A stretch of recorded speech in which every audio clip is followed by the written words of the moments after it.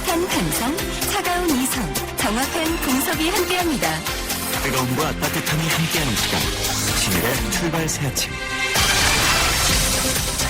신일의 출발 새 아침 3부 순서 시작합니다. 3부 순서 본격적으로 시작하기 전에 교통 소식 알아보고 가겠습니다. 김정은 캐스터.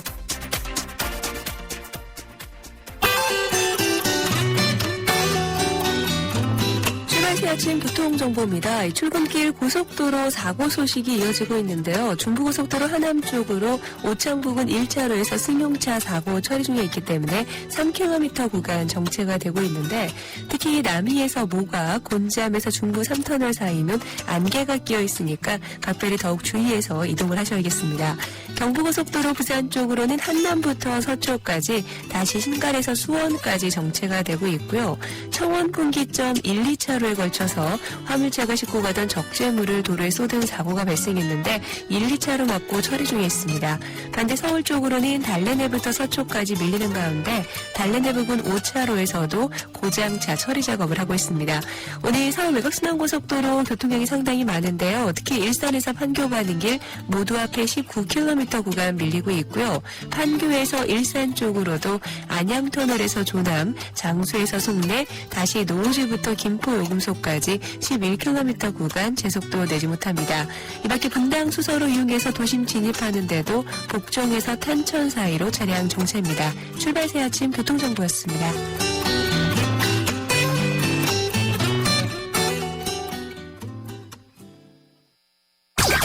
경제 컬럼니스트 정철진의 경제 시선. 경제 뉴스 정리해보겠습니다. 정철진 경제 컬럼니스트 전화 연결도 있습니다. 안녕하세요. 네, 안녕하십니까. 예. 자, 내년 우리나라 경제 성장률, 우리나라 한국은행을 비롯해서 여러 연구기관들이 전망치를 내놨죠. 근데 이번엔 그렇죠. IMF 그럼 깜짝 놀라시는 분들이 많을 텐데. 네. 국제통화기금. 예. 지금, 여기서도 내년 전망치를 내놨죠. 그렇습니다. 아마도요, 우리 청취자 여러분들 중에서는 고개를 좀 갸우뚱할 수가 있는데, 이 IMF는요, 국제통화기금은 내년 우리 한국의 경제 성장률을 4%로 상향 조정했습니다. 예. 당초에 이 친구들 IMF가 잡았던 게 3.8%였는데요. 이를 0.2%포인트 올린 4%로 높인 겁니다. 한국 수출도 증가할 거고, 이제 투자도 활성화되면서 성장 가능성이 높다. 이렇게 분석한 겁니다. 이제 이와 함께 이제 올해 전망치는 기존의 3.7%를 유지했는데요. 이 반면에 오늘 이제 미국 증시를 비롯해서 이제 주가 하락폭이 좀 컸는데 이유가 세계 경제 성장률을 하향 조정했었거든요. 예. 그러니까 내년도 이 경제 성장률을 기존의 이제 4%에서 3.8%를 낮추면서 미국 증시의 주가 하락이 컸는데 오히려 세계 경제 성장률을 낮췄지만 내년에 한국 경제 성장률은 좋을 것이다. 이제 이렇게 전망한 겁니다. 우리한테는 긍정적이죠. 그렇죠. 네. 기분 나쁜 얘기는 절대로 아니죠. 그런데, 예. 이게 기대가 크면 실망도 크다고 무슨 위험 같은 건 없을까요? 원래 이제 이런 이제 전망치 내놓으면서 경제학 관련 경제 통계 보고서에는 꼭 그 뭐 예외사항 이런 거 하나 둡니다. 그러니까 뭐 이런 위험이 있으니까 틀릴 수도 있다 이런 거 하나를 깔아두는데 여기에도 이제 깔아놨더라고요. 속된 말로. 예. 그래서 IMF는 경기 하방 위험이 근데 여전히 있다 보니까 미국이 양적 완화를 종료하니까 달러 찍어내기를 종료하니까 유동성 위기가 올 수도 있겠다, 신흥국에. 그리고 금리 인상을 하게 될 경우에 그 파급 효과가 클 수도 있지 않나, 뭐 이런 얘기도 했었고요. 지금은 유가가 안정적인 모습 보이고 있지만 중동에서 뭐 지정학적 위기가 거세지면 또 국제유가 오르면서 뭐 소비 위축되고 경제에 또 악영향이 있다. 유럽 쪽에서는 오히려 인플레가 아니라 디플레 때문에 걱정이 크다. 수요 감소가 너무 많다. 뭐 이런 것들을 좀 위험 요인으로 꼽았습니다. 그리고 특히 IMF에서 제가 주목하고 있는 거는 일본에 대해서는 조금 부정적인 입장을 보였거든요. 올해 경제 성장률을 0.9%로 한 무려 0.7%포인트, 이게 1.6%를 잡았는데 예. 이거 확 깎아버렸습니다. 그러니까 IMF는 지금 일본에서는 막 엔저하면서 열심히 노력하고 있지만 별로 그 효과 크지 않을 것이다. 이렇게 바라본 것 같습니다. 그렇군요. 그리고 어제 그 삼성전자 3분기 실적 발표가 있었지 않습니까? 예. 근데 벌써부터 후원 쇼크라는 말들이 나오고 있는데, 그러니까 우리가 한 2년 정도 스마트폰 가지고 잘 먹고 잘 지냈는데, 그렇죠. 예. 스마트폰이 이제는 한계에 봉착했다. 이 얘기 아니에요? 맞습니다. 한계에 온 것 같습니다. 이 얘기가 봄에서부터 여름에는 완전히 퍼졌었거든요. 이제 뭔가 이상하다. 이건 아닐 것 같다 뭐 이랬는데 예견된 스마트폰 쇼크가 왔습니다. 삼성전자가 어제 3분기 잠정 영업이익 발표했는데요. 4조 1천억 원이었습니다. 이게 뭐 대단하지 않냐 이럴 수가 있는데 지난해 같은 기간보다는 60%나 급락한 수치고요. 매출액도 줄었더라고요. 전년 동기 대비로 봤을 때 20% 조금 넘게 감소한 47조 원을 기록한 것으로 나왔습니다. 예상한 대로 스마트폰 판매 부진이 가장 컸는데 중국제 싼 저가가 장악을 하고 이 하이엔드 고가 비싼 것들은 이제 사람들이 돈 별로 없으니까 안 바꾸면서 예. 어쨌든 부진이 됐습니다. 근데 스마트폰이라는 거 여러분 보시면 알겠지만 광고 마케팅은 또 계속하지 않습니까? 그래서 이 마진율, 영업이익률은 이제 축소가 됐다 이런 건데 더 큰 문제는요. 실은 3분기만 이러면 되죠. 근데 4분기에도 실적 개선이 그렇게 빠르게 나타나지 않을 수가 있고요. 왜냐하면 중국 중저가 약진이 폰의 약진이 상당하고 이번에 또 여러분들 잘 아시겠지만 아이폰 6 나오지 않았습니까? 예. 그래서 삼성전자 회복이 쉽지 않겠다. 이게 더 큰 걱정입니다. 지금 현대자동차도 좀 좋지 않다고 그러는데 아니 이렇게 다 안 좋은데 IMF는 경제 성장률을 왜 그렇게 전망했을까요? 그렇게 말입니다. 앞서 말한 것처럼 지금 현대차도 그 실적을 발표하겠지만 2조 원대 이미 깨진 걸로 영업이익이 분기당 영업이익이 깨진 걸로 나오고 있고요. 주식 투자하시는 분들 이 정유주 다 진짜 뭐 주가 처참합니다. 국제 유가가 지금 떨어지면서 정제 마진 회복도 안 되고 있고 조선업 이 대표 대명사가 현대중공업인데 2분기 때 순손실 적자가 1조 원이 넘었거든요. 이걸로 끝인가 했더니 이번 3분기에도 또 적자 폭이 좀 있다. 작지만 나올 거 얘기 나오고 있고. 근데 그러니까 지금 한국 경제가 정말 위기는 위기인데 그럼 IMF가 왜 그랬을까 이런 생각을 좀 해보니까 제가 어제도 말씀드렸지만 현재 슈퍼달러입니다. 그러니까 달러 강세거든요. 근데 이 달러 강세가 나쁘진 않습니다. 우리 입장에서는. 그러니까 우리 입장에서는 이 외환 보유고 위동성 위기만 오지 않는다면은 3개월 한 5개월 지나면은 우리 수출 기업들이 확 물리한 가격 경쟁력 때문에 살아나거든요. 그러니까 IMF가 보기에는 오히려 그쪽에 더 초점을 맞춰서 달러 강세가 당분간은 계속 지속될 것이다. 이렇게 생각했다는 거죠. 그러니까. 그렇죠. 그렇지만 한국은 외환 위기엔 빠지지 않을 것이니까 오히려 수출 기업들이 그 달러 강세에 힘입어서 수출 잘 될 것이다. 회복될 것이다. 이쪽에 포인트를 좀 맞춘 것 같은데요. 그렇군요. 하여튼 지금 더 큰 걱정은 엔화입니다. 엔화. 이 엔화 쪽만 우리가 더 봐야 될 겁니다. 또 이 공무원연금 수령하시는 분들 5분 중에 한 분은 월 수령액이 300만 원이 넘는다고 그러죠. 네, 그렇습니다. 이게 옛날부터 받으신 분들일 거예요. 요새는 이렇게 안 될 텐데. 그렇습니다. 뭐 이게 어떤 정치적으로 제가 말씀드리는 거 아니고 자료가 오랜만에 나와가지고 말씀드리는 건데요. 이 은퇴 공무원, 이 수령 공무원연금 받고 계시는 분들 한 2만 명 정도 되시는 분들 중에 20%가 이제 300만 원 이상 받고 있고요. 200만 원 이상, 300만 원 미만을 타고 받으시는 분들도 한 12만 5천 명쯤 돼서 한 40%가 이 정도 받고 있고요.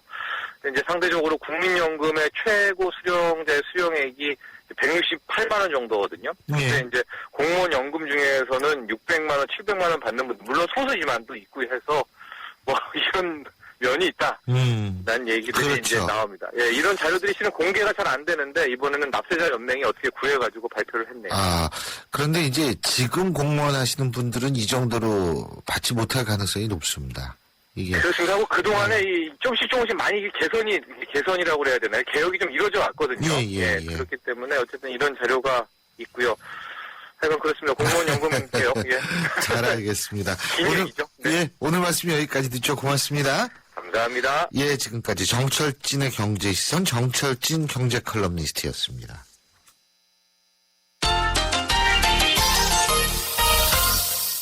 자, 이번엔 스포츠 소식 알아보겠습니다. 경향신문 김세훈 기자 연결합니다. 김세훈 기자. 네, 안녕하세요. 우리 다저스의 유현진 선수요. 네. 이 호투를 했지만 결국은 패했죠. 그렇죠? 네. 그렇습니다. 어제 이제 내셔널리그 디비전 시리즈 3차전이 열렸죠. 우리 유현진 선수가 24일 만에 등판을 해서 6이닝 동안 안타 5개 내주면서 홈런 하나 맞아서 1실점 했고요. 팀이 1대1로 비긴 7회 교체가 됐는데 이어서 등판한 투수가 8번 타자한테 소로 홈런을 맞았죠. 그러면서 팀이 3대1로 패했습니다. 유현진 선수가 승리는 챙기지 못했지만 어쨌든 24일 만에 부상에서 돌아와서 호투를 하면서 희망을 밝혔는데요. 지금 다저스가 내셔널리그 디비전 시리즈 4차전을 지금 치르고 있습니다. 여기서 이기면 2승 2패가 돼서 금요일 날 5차전 마지막 경기를 치르게 되고 네. 오늘 만약에 지면은 올 시즌을 끝내야 됩니다. 아, 지금 4차전이 진행이 되고 있는데 지금 7회 초 다저스의 공격이 이루어지고 있고요. 예. 6회까지 다저스가 2대 0으로 앞섰습니다. 선발 투수 크레이튼 커쇼가 나와가지고 6이닝 동안 안타 하나 맞으면서 무실점으로 호투를 했고요. 6이닝 동안 아웃카운트를 잡아내면서 무려 삼진을 9개를 잡아냈습니다. 그러니까 6이닝 중에 3이닝을 삼진으로 잡아낸 꼴이죠. 아주 혼신의 투구를 이제 다하고 있고요.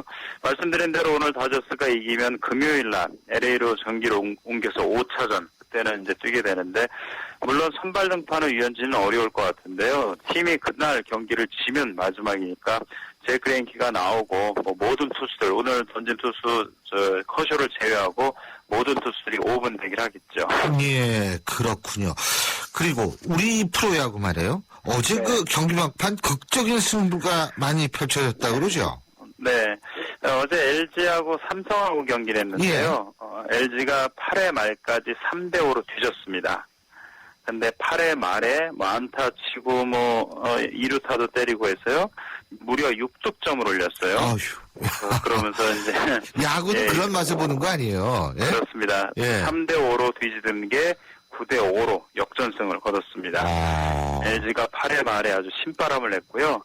하나도 어제 그 롯데하고 경기를 가졌는데 롯데하고 홈 경기에서 5대5인 9회 말 뭐 다 끝났죠. 예. 근데 김경원 선수가 끝내기 3점 홈런을 쏘아 올렸습니다. 예. 5대5가 이제 8대5가 되면서 하나가 최근 5연패에서 벗어났고요. 문학에서는 SK하고 NC하고 맞붙었는데 SK가 9회 말에 역전을 시켰어요.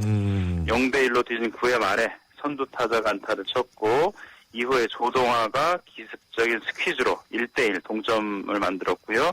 예. 이후에 최정이 아웃이 되면서 투아웃이 됐거든요. 예. 그래서 박정권이 큼지막한 안타를 쳐내면서 2대1 역전 결승점을 뽑았습니다. 그렇군요. 야구는 9회 말 투아웃부터다라는 거 어제 SK가 보여준 거죠. 예. 많은 분들이 인생도 9회 말 투아웃에서 역전을 기다리고 있는데. 그렇죠. 네. 그리고 일본 테니스 선수가 세계 랭킹에서 아시아 역대 최고 6위에 랭크됐다 그러네요. 예? 네. 니시코리 케이라는 일본의 간판 테니스 선수인데요. 어제 발표된 남자 프로 테니스 세계 랭킹에서 지난주엔 7위였는데 6위로 올랐습니다. 역대 아시아 선수로서는 태국 선수가 한번 9위에 오른 적이 있었는데요. 그거보다 더 높은 순위, 아시아 선수로서 최고 순위를 기록을 했고 니시코리가 키가 178cm밖에 안 됩니다. 아. 최근 말레이시아 오픈, 재팬 오픈 모두 다 우승하면서 순위를 바짝 끌어올렸고 우리나라 최고 순위는 얼마 전에 아시안게임 남자 복식에서 금메달을 따낸 고등학생 정현입니다. 187위, 좀 많이 처져 있죠. 예. 일본이 200위 안에 6명을 보유하고 있거든요. 예. 그리고 우즈베키스탄, 인도도 2명씩인데 우리는 1명에 불과합니다. 그러니까 우리 테니스 선수들이 좀 힘을 내야 되고요. 우리가 아시안게임에서 남자 복식에서 28년 만에 금메달을 따냈다 테니스를 이렇게 기뻐했는데 단식 우승한 게 일본의 19살 선수입니다. 이 선수가 남자 테니스 인천 아시안게임 단식에서 무려 40년 만에 일본의 금메달을 안겼습니다. 그러니까 현재로 보나 미래로 보나 일본 테니스가 우리보다 앞서가는 것은 부인할 수가 없습니다. 예, 그렇군요. 그리고 이제 아시안 게임이 끝났습니다. 네. 그리고 이제 장애인 아시안 게임이 시작이 되는데 우리 일반 국민들 이 장애인 아시안 게임도 아시안 게임 못지않게 많은 관심을 좀 가져야겠다는 생각이 듭니다. 오늘 말씀 여기까지 듣겠습니다. 감사합니다. 네, 고맙습니다. 경향신문 김세훈 기자였습니다. 출발 새 아침은 청취자들의 참여를 기다립니다. 짧은 문자 50원, 긴 문자 100원의 문자 서비스 혹은 트위터 YTN 알스타트로 함께해주세요. 참여하신 분들 중 몇 분을 선정해 준비한 선물을 보내드립니다. 제가 앞서도 잠깐 말씀을 드렸습니다만 장애인 아시안 게임에 대한 온 국민의 관심이 필요하다 이런 말씀을 드렸는데요. 그런데 지난번 아시안 게임에서 우리가 또 눈여겨봐야 될 부분이 있었죠. 바로 우생순이 다시 시작된 겁니다. 우리 생애 최고의 순간. 바로 이 영화 제목 여러분 다 기억하실 겁니다. 2004년 아테네 올림픽 여자 핸드볼 결승전에서 우리나라가 덴마크하고 연장전까지 가는 접전 끝에 아깝게 은메달에 그쳤지만 그때의 그 감동을 스크린에 담은 그런 영화였죠. 그 영화의 실제 주인공이 바로 이번 아시안 게임에서도 팀의 주장으로 열심히 뛰었습니다. 그래서 정말 좋은 결과를 만들어냈죠.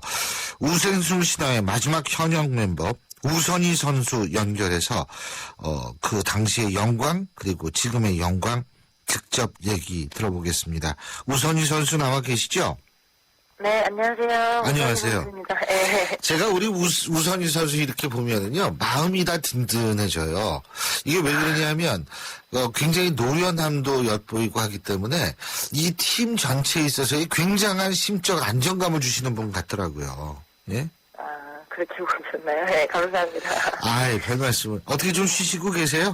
예? 아니요, 지금, 아시안게임 끝나고 나서 한 며칠 동안 한 3일 정도 가족과 함께 보내다가, 예. 지금 이제 전국체전 있잖아요. 그것도 준비하느냐고 또 팀에 복귀해가지고 또 훈련을 하고 있습니다, 지금. 그렇군요. 네. 그 경기 우승하고 진짜 굉장히 많이 바쁘실 것 같고, 그런데 그 4강에서 일본한테 그 4년 전이었었죠. 네, 28대 네, 29로 4년 졌죠. 그죠? 네네. 예. 네. 그때 뭐 잠을 못 잤다. 예? 이런 얘기도 했는데.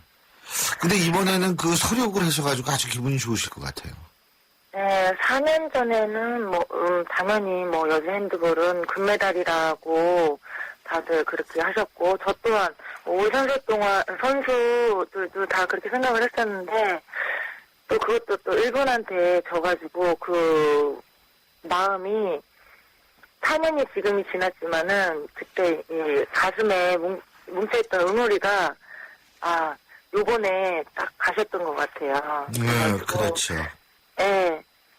이번 아시안 게임을 통해서 또 일본을 또 많은 점수차로 이겨가지고 그 채팅이 다 내려간 것 같아요. 그러시죠. 네. 그런데 그 이번 대회도 열심히 준비하셨을 것 같은데 준비하는 과정에서 뭐 어려운 점이나 이런 거 있었어요? 지금 아시안게임 준비 기간으로는 지금 4개월 동안 좀 오랜 기간이었어요. 4개월 동안 준비를 했는데 또 저는 또 우생순의 마지막 멤버로 또 들어왔고 또 밑에 후배들이랑 좀 나이 격차가 좀 있잖아요. 지금 실례지만 나이가 어떻게 되시죠? 저는 37이에요. 37이요? 네. 아유, 뭐 아직 펄펄하시네요. 예. 후배들의 또 그런 생각과 또 저의 생각이 좀 틀릴 때가 좀 많았어요. 근데 또 후배들의 입장에서 또 제가 생각을 한 번 더 해보고 또 후배들은 또 선배 언니로서 수장으로서 좀 많이 따르려고 그러니까는 중간에서 이런 미묘한 부분들이 있었거든요. 예. 그런 부분들이 제일 힘들었고 또 운동 면에서는 제가 항상 하던 운동이었기 때문에 그렇게 큰 어려움은 없었지만은 좀 요번에 우승을 꼭 해야지 된다는 그런 부담감이 좀 많았었죠.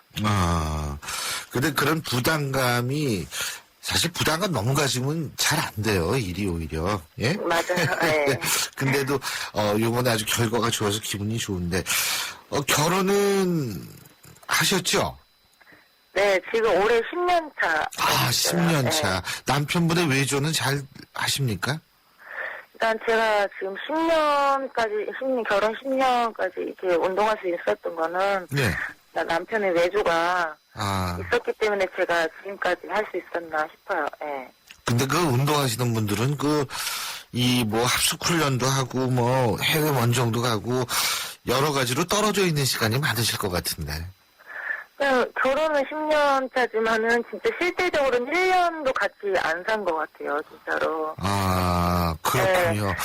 야, 그러면 아직도 신혼 기분이시겠네요, 예? 네, 만나면은, 네, 다들 그렇게 얘기를 해요, 주위에서. 신혼 같아 보인다고. 네. 아니, 그게 좋은 건지 나쁜 건지 잘 모르겠습니다만, 아니, 10년을 결혼했는데 그렇게 신혼 같으면 굉장히 좋은 거죠. 그러면은 지금 자녀분은 어떻게. 네, 아직 운동 때문에 계속 계획을 밀어놓고 있었어요. 네. 아, 그러시군요. 근데 지금 혹시 은퇴 생각하고 계시는 건 아니죠? 뭐, 은퇴를 계속 생각은 하고 있었어요. 2012년 런던 올림픽 끝나고 나서 계속 생각은 하고 있었지만, 나라에서 또 원했고, 선생님들도 원하시고, 저도 미련이 남아있었기 때문에, 이번에 또 아시안게임이 또 한국에서 있었고, 우선은 지금 목표를 두고서 지금 여기까지 왔거든요. 예. 저 나이도 있고, 남편 나이도 있고 해서, 우선은 2세가 먼저인 것 같아요, 지금으로서는. 그 다음은 제가 뭐 어떻게 장담을 할 수는 없지만은, 우선은, 그렇게 생각하고 있어요. 근데 실제로 이명철 감독 같은 경우에는 2세 낳고 돌아와도 우선이라면 충분히 잘할 수 있다. 예? 출산을 뛰는 모습을 후배에게도 보여줘야 된다. 지금 이런 얘기하고 있지 않습니까? 저도 그게 가능할까 싶기도 한데, 우선희 선수는 가능하다고 그러잖아요. 예? 저도 잘 모르겠습니다. 예. 우선은. 아니, 팀의 기둥은 반드시 필요하니까 아마 이명철 감독도 그런 얘기를 하는 것 같은데, 7941님이 이런 문자 보내주셨네요. 이번에 우승하고 우생순 신화를 함께 쓴 선수들한테 축하 많이 받으셨을 것 같아요. 축하 많이 받으셨어요? 네, 축하 많이 받고, 또 제가 마지막, 멤버이기 때문에, 네, 지금까지 뛰고 있다는 자체가, 또, 그 선수들한테는, 대리만족이라 그럴까? 그런 네. 게 있는 것 같아요. 그래서, 응원도 많이 받고, 또, 힘도 많이 됐던 것 같아요. 핸드볼이란 종목이요. 사실 유럽 같은 경우에 굉장히 인기 종목이거든요. 제가 이제 유럽에 오래 살아가지고 그러는데. 근데 우리나라 같은 경우에는 그렇게 재미있는 핸드볼이, 예? 사실은 지금 인기 종목 주목되는 예전보다 많이 낮았죠, 지금이. 그죠? 네. 그런데도 아직도 그렇게 되지 못하는 이유가 뭐라고 보세요? 제가 생각하기에는, 지금 생활체육 쪽으로 보급이 많이 되고 있어요. 핸드볼이 예전에 비해서. 근데, 많이 접할 수 있는 기회들이 없는 것 같아요. 유럽 같은 경우에는 어렸을 때부터 축구가 인기도로 따지면 1위라고 하지만은 거의 핸드볼도 만먹지 않는다고 저는 들었거든요. 근데 거의 보면은 야외에서도 핸드볼 코트를 볼 수 있고, 그리고 어디 가나 이렇게 우리나라 길거리 농구처럼 많이 그렇게 돼 있더라고요, 시설들이. 예. 근데 어렸을 때부터 핸드볼이라는 그런 코트 이런 자연스럽게 접하다 보면은 핸드볼에 또 좀 더 관심을 갖게 될 것이고 또 그러다 보면 또 경기장에 또 찾아와서 또 자기가 좋아하는 선수나 이런 거를 보기 위해서 많이 경기장을 찾다 보면은 많이 자연적으로 그게 선수층도 두터워지고, 그죠? 네, 그렇죠. 하고 싶은 마음도 생기고 그럴 수 있을 것 같아요. 예. 어쨌든 계획하시는 대로 2세 잘 가지시길 바라겠고요. 네, 출산 감사합니다. 후에도 계속 뛰는 우선희 선수 저희가 꼭 보고 싶습니다. 예, 다시 한번 축하드리고 오늘 말씀 잘 들었습니다. 고맙습니다. 네, 감사합니다. 예, 지금까지 우생순 신화의 마지막 주인공이었죠.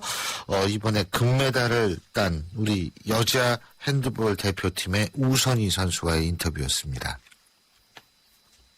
신율의 출발 새 아침 3부 순서는 여기까지고요. 저는 잠시 뒤 4부 빅데이터인 뉴스에서 뵙겠습니다. 인천 지역 맞춤형 일자리 창출 지원 사업. 인천 지역에 맞는 맞춤형 교육을 통해 준비된 인재가 지역의 관련 기업으로 취업하는 사업입니다. 취업 희망자는 채용 희망 기업이 원하는 기술이나 지식을 배울 수 있어서 좋고, 채용 희망 기업은 기업이 원하는 능력을 갖춘 취업 희망자를 뽑을 수 있어서 좋은 인천 지역 맞춤 일자리 창출 지원 사업. 자세한 자세한 사항은 인터넷 홈페이지 injob.or.kr에서 확인하실 수 있습니다. 이 캠페인은 고용노동부, 인천광역시, 서간법인 인천벤처기업협회와 함께합니다. 대한민국 사장님들, 이보영이에요. 사업하면서 힘든 일 참 많으시죠? 이젠 노란 우산 공제 꼭 챙기세요. 갑작스레 소나기가 와도 우산 하나 챙겨놓으면 걱정 없잖아요. 소득 공제는 물론 복리 이자에 목돈 마련 저축도 되고 법으로도 보호되니까 노란 우산 공제 하나면 마음이 든든. 50인 미만 소기업, 10인 미만 소상공인 사장님이라면 누구나 가입하실 수 있대요. 창업할 때 가장 먼저, 사업할 때 가장 가까이. 참 든든한 동행, 노란 우산 공제. 이 캠페인은 중소기업 중앙회와 함께합니다.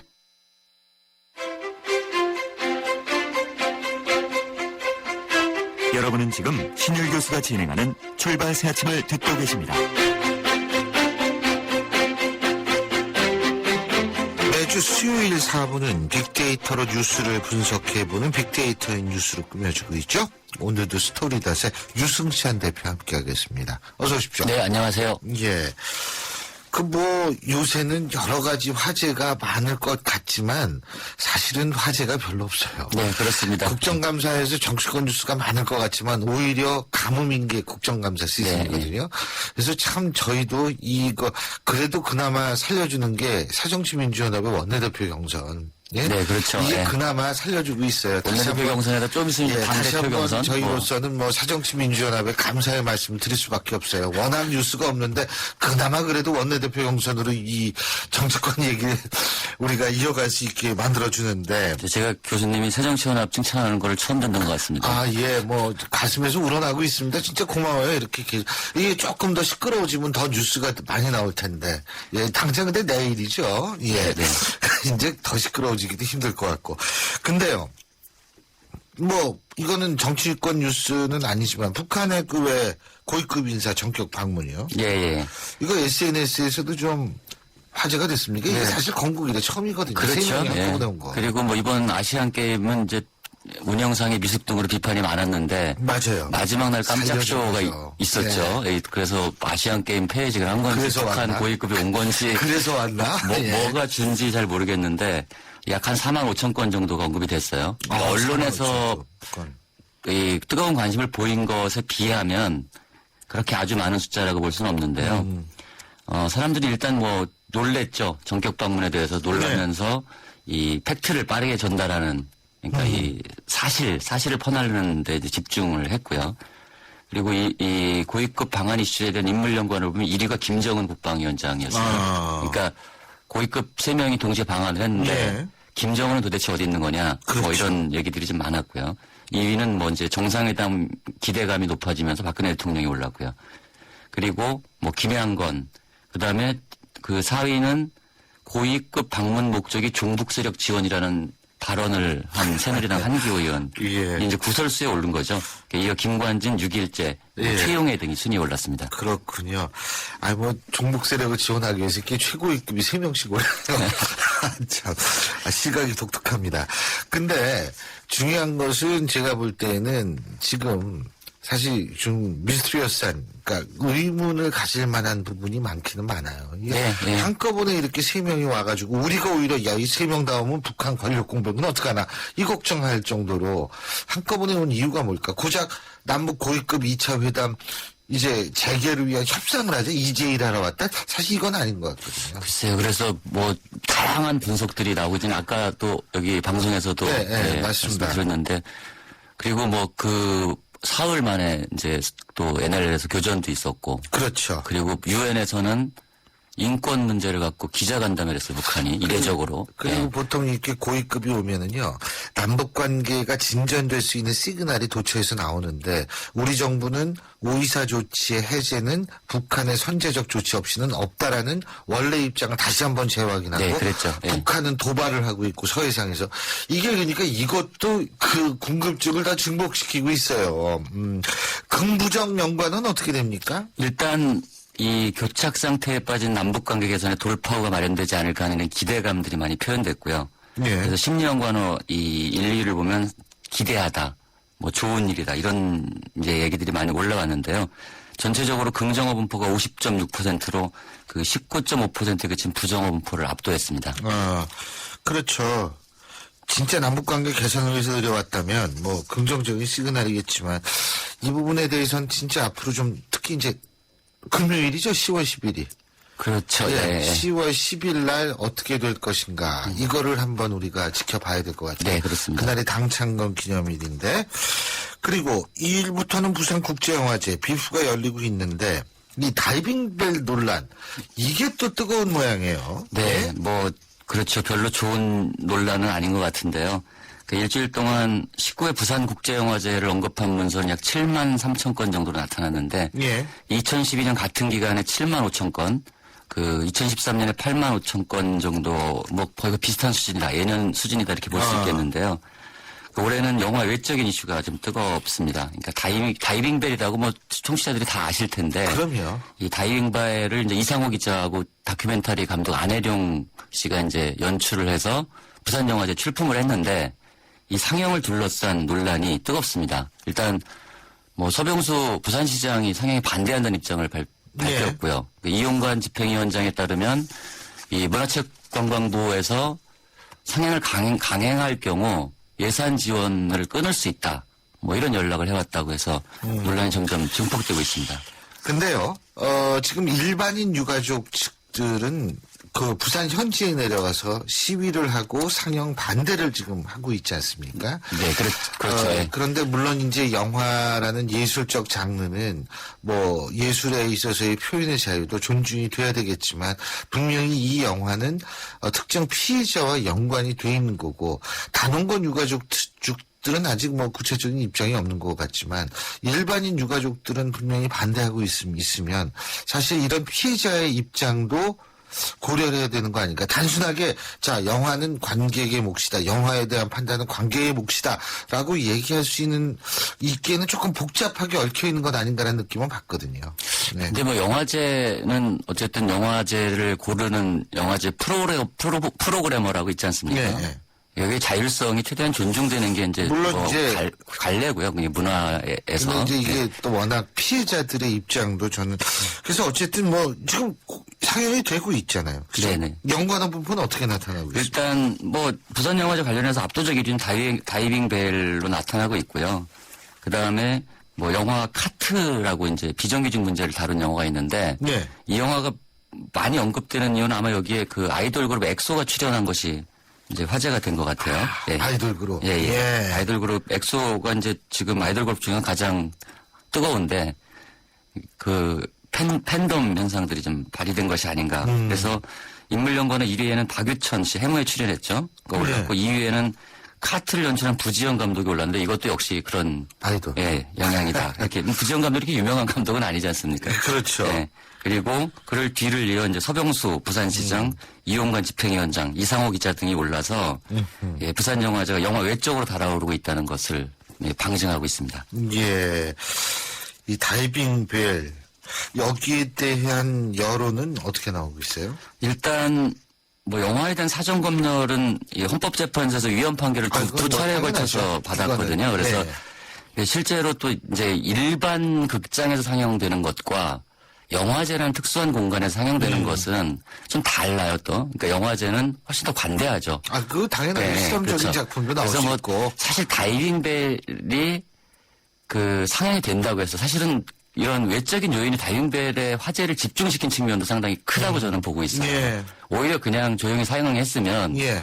뭐 거기에 진위 여부에 대해서 어차피 이 수색 과정에서도 논란이 됐던 거 아닙니까? 여기에 이제 반론도 상당히 존재하는 상황이라고 보면 예.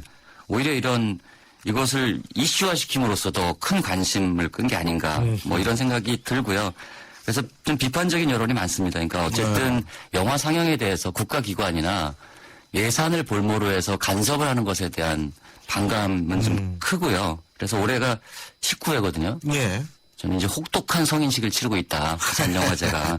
어쨌든 아시아 영화제를 넘어서 지금은 세계적인 영화제로 성장한 영화제이고 그리고 전 세계가 관심을 끌고 있거든요. 실제로 버라이어티 같은 외국 엔터테인먼트 전문지에서 이 문제를 대서특필할 정도로 그래서 이 문제는 좀 더 넓게 우리가 이제 문화 선진국으로 가는 뭐 이런 성숙된 좀 해결책, 지혜로운 해결책이 좀 나왔으면 좋겠다. 뭐 이런 바람을 가져옵니다. 그리고 이번 주 SNS 주간 인물 언급량을 알아볼 순서죠. 먼저 6위부터 10위까지 알아보겠습니다. 이윤지 아나운서. 빅데이터인 뉴스 이번 주 SNS 인물 언급량 6위부터 10위 살펴보겠습니다. 먼저 10위입니다. 10위는 부인의 식사 제공과 대선 후보 여론조사 결과로 이슈가 됐던 새누리당 김무성 대표가 올랐습니다. 9위는 오늘로 취임 100일을 맞은 분인데요. 보편적 복지 사업에 따른 결손은 중앙정부가 책임져야 한다는 발언으로 화제가 됐던 박원순 서울시장이 올랐습니다. 8위는 잠시 후에 전해드리고요. 이어서 7위는 대리기사 폭행 사건의 피의자로 경찰 조사를 받고 있는 새정치연합 김현 의원이 이름을 올렸습니다. 6위는 사표를 내며 뼈 있는 발언을 남긴 새정치민주연합 박영선 전 원내대표고요. 다시 8위인데요. 8위 인물 힌트는 친아버지 소송입니다. 예, 참 김현 의원은 꾸준히 그냥 10위권 안에 계속 올라오네요. 그렇죠. 이게 뭐 어쨌든 굉장히 참. 중요한 논란 중 하나니까요. 예. 그렇죠. 근데 7위하고 8위하고 너무 이 10위 안에 들어가 있는 게 너무 다른 것 같아요. 8위 신부 소송. 이건 바로 배우 차승원 씨 관한 얘기 아까 아니겠어요? 그 뉴스 매거진에서도 이제 나왔는데 뭐 굉장히 뜨거운 관심을 끌고 있습니다. 예. 이 차승원 씨가 이제 공식 입장을 내놨지 않습니까? 예. 그 기획사에서 그 22년 전에 결혼을 했고 그 당시 이혼한 전 남편 사이에 난 3살 배기 아들도 함께 가족이 됐다. 그러면서 그렇죠. 이제 이 마음의 아들이다. 뭐 이런 발언들이 이제 되게 화제가 됐어요. 예. 그래서 네티즌들은 이제 그 차승원 씨 해명에 깊은 공감을 표시하면서 응원의 메시지를 많이 보내고 있는데요. 예. 이 책임지는 모습이 멋지고 아름답다. 뭐 이런 이제 연관어들이 많이 나오고 있습니다. 그리고 이제 실제로 뭐 지난 10수년 동안 오해를 받았잖아요. 뭐 속도 위반이다. 과속이죠, 과속. 뭐 이런 오해를 받아왔는데 예. 사실은 좀 또 다른 내용이다. 그러니까 더 좀 사람들이 감동을 받는 것 같아요. 그래서 차승원 씨 얘기가 가령 이런 얘기가 리트윗이 3,500회 정도 일어나서 가장 많은 리트윗이 일어났고요. 그리고 예전에 이제 그 차승원 씨가 어려울 때 결혼 초기에 있었던 일화들도 많이 화제가 되고 있어요. 가령 이 가난할 때 부인 생일이나 결혼기념일에 꽃 살 돈이 없으면 포스트잇에 꽃 이름을 적어서 선물을 했다거나 전 재산이 1,000원이라면 뭘 하겠냐고 물었을 때 인터뷰에서 이 쌍쌍바를 사서 아들과 먹고 싶다. 뭐 이런 얘기들이 이제 떠서 많이 퍼져나가고 있습니다. 근데요. 많은 분들이 차승원 씨하고 찬호아 씨하고 판박이로 닮았다는 얘기가 많습니다. 그거는요. 부부도 오래 살면 닮거든요. 그거는 그만큼 사랑을 줬다라는 가장 중요한 증거라고 저는 생각합니다.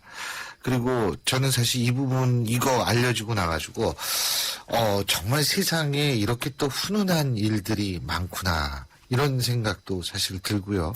그래서 본의 아닌 계기로 상당히 참 정말 따뜻한 인간을 발견했다는 느낌입니다. 앞으로 제가 차승원 씨 나온 영화 다 볼 거예요. 어제 100%. 어제 굉장히 화제가 많이 된 기사가 하나 있는데요. 그 차승원 씨가 사는 그 고급 빌라에 수위를 서시는 분이 그 한 얘기.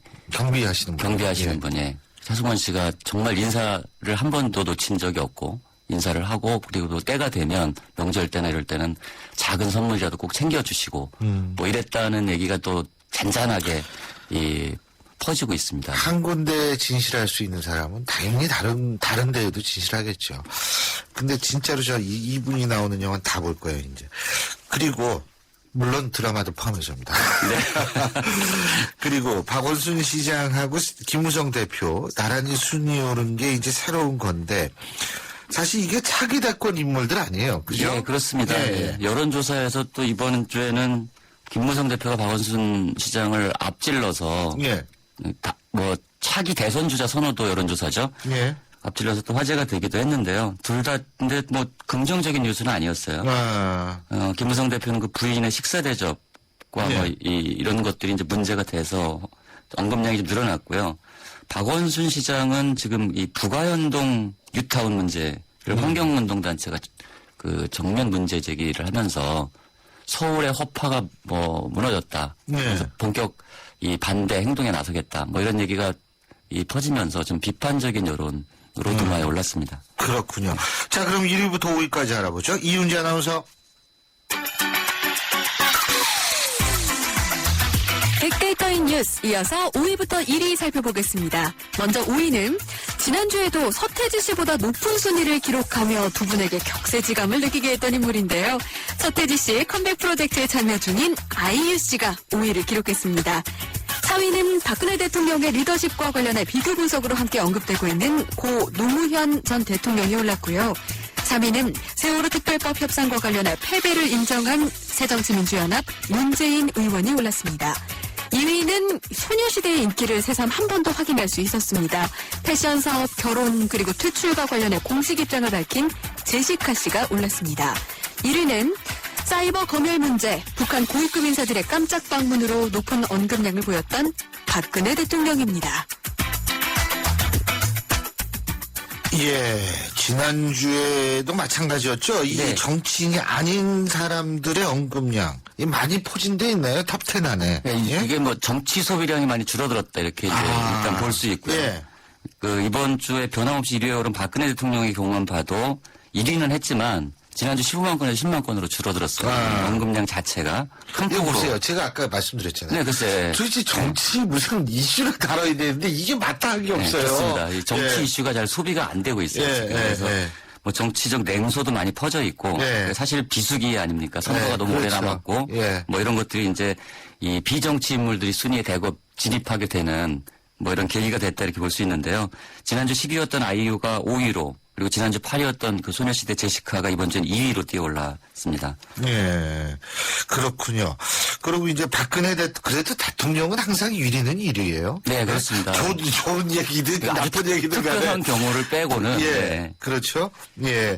그런데 어쨌든 지금 뭐 우리가 얘기했던 게 다이빙배, 뭐 남북관계 뭐 굉장히 여러 가지 다양한 이슈가 공존을 했는데 다음 주의 이슈는 뭐가 있을까요? 글쎄요, 저는 이제 국정감사가 제대로 이루어지면 국정감사 과정에서 뭔가 이슈가 하나 터져 나오지 않을까 뭐 이런 생각을 하고 있는데. 누가 사고 친다는 말씀이세요? 뭐 그럴 수도 있고요. 그리고 일단 지금 감사원에서 발표한 공기업 문제 이런 것들은 사람들 피부에 굉장히 많이 와닿는 거잖아요. 이 급여를 뭐 변칙적으로 부당 수령한다거나 적자가 났는데도 오히려 뭐 상여금을 받는다거나 이런 것들은 이게 참 허탈해지는 문제잖아요. 이런 그렇죠. 문제도 많이 얘기가 될 것 같고요.